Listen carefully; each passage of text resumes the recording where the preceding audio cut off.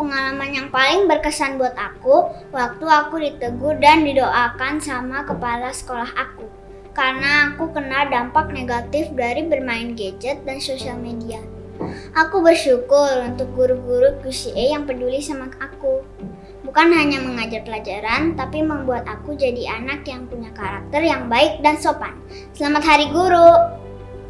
I will never forget how my principal taught and treated me. She always helps me to do the right thing and inspires me to do the will of God. I also love the moments where she shared about her life experiences with God. Thank you to my wonderful and great teachers for always standing by my side. Without you, I will not be where I am today. God bless you and happy Teachers Day!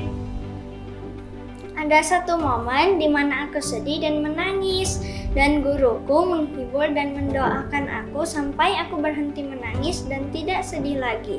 Aku berdoa guru-guruku akan selalu sehat dan semangat, dan Tuhan akan terus bekerja lewat hidup kalian semua.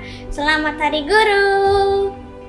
Waktu di kelas 2, aku pernah sakit emas sampai harus masuk ke rumah sakit. Waktu itu guruku mendoakan aku dan aku sembuh esok harinya. Jadi siangnya aku bisa ke sekolah kembali. Terima kasih guru-guru untuk perhatiannya. Aku sangat senang memiliki kalian karena kalian mengasihi dan menghargai aku. Tuhan memberkati dan selamat Hari Guru. Dari 21 tahun yang selama saya mengajar, pengalaman yang paling berkesan itu adalah ketika saya melihat keberhasilan seorang murid. Itu adalah sebuah harga yang tidak bisa dibayar oleh apapun. Itu adalah sebuah reward yang tidak bisa dibeli oleh siapapun dan apapun ketika kita menjadi seorang guru. Yang pertama karena memang saya suka anak-anak. Jadi ketika bertemu dengan anak-anak tuh kayaknya suasana hatinya tuh bisa langsung berubah.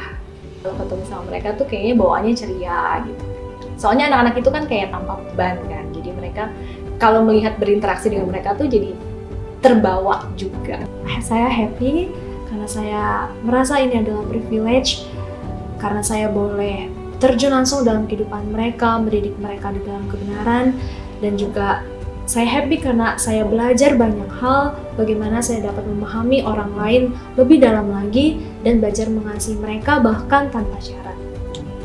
Berkomunikasi dengan anak, berinteraksi dengan anak, saya merasa bahwa waktu itu begitu cepat berlalu. Mungkin kalau di pekerjaan lain atau di perusahaan, kita berhadapan dengan barang ya. Jadi barang itu kan diam. Nah sementara ini kan ada anak interaksi, ada lucunya, ada kadang menyebalkan sekali-sekali. Jadi mungkin dengan berinteraksi dengan mereka, waktu itu begitu cepat berlalu dalam satu hari. Setelah sekian tahun ngajar, saya lebih fokus kepada pengembangan diri sama pengembangan karakter anak. Karena buat saya apapun, kita mempersiapkan mereka untuk masa depan yang kita nggak tahu apa. Tapi yang namanya karakter itu yang akan membawa mereka untuk siap menghadapi ketidakpastian. Yang pengen saya capai itu adalah orang-orang yang siap untuk menghadapi masa depan. Jadi mereka nggak perlu takut, nggak perlu ragu karena mereka sudah punya modalnya. Dan yang bisa lihat itu adalah orang yang sudah pernah melewati itu kan. Jadi saya lebih ke sana sih sekarang. Saya merasa ada panggilan yang kuat untuk terlibat di dalamnya. Itu titik di mana saya merasa saya mau menjadi guru. Itulah yang membuat saya berpikir bahwa kalau kita bisa mengajarkan ke anak-anak bagaimana cara belajar yang benar sehingga mereka menemukan cara belajarnya, itu akan mengubah kehidupan mereka. Karena memang sejak kecil, bahkan sejak saya TK itu pertama kali ditanya sama guru TK saya, "Julian besar mau jadi apa?" Dalam ketidaktahuan saya juga jawab mau jadi guru.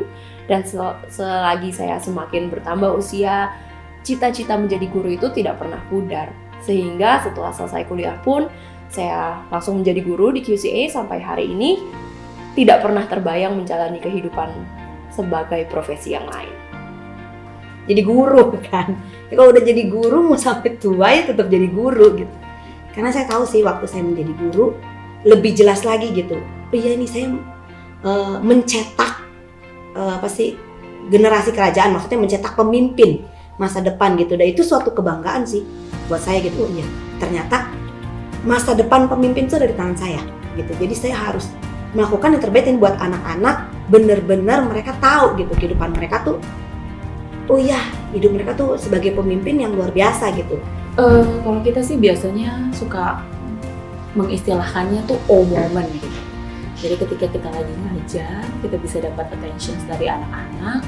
Terus, nah itu biasanya kita bisa tahu bahwa anak-anak itu belajar sesuatu, begitu. Karena exposure dari anak-anak kan sudah cukup banyak kan, internet. Mereka udah bisa banyak belajar dari banyak hal, dari internet, dari buku, dari banyak orang di sekitar dia gitu. Jadi ketika dia belajar, belum tentu itu adalah hal yang baru buat dia. Tapi ketika kita mengajar mereka, terus kita bisa dapetin momen, berarti kita dapat kepuasan sendiri sebagai seorang guru bahwa mereka belajar sesuatu dari kita. Buat saya, guru itu bukan sekedar profesi, tapi sebuah perjalanan menjawab panggilan hidup dari Tuhan. Guru itu ada upah yang jauh lebih memuaskan dari sekedar gaji atau penghasilan yang bisa dihitung dengan uang. Yaitu ketika kita bisa melihat bahwa kerja keras, nilai-nilai hidup yang kita bagikan kepada anak-anak itu mulai menghasilkan suatu perubahan yang nyata dalam kehidupan mereka. Selamat Hari Guru. Selamat Hari Guru, semua guru-guru di Indonesia. Selamat Hari Guru. Selamat Hari Guru. Selamat Hari Guru. Selamat Hari Guru.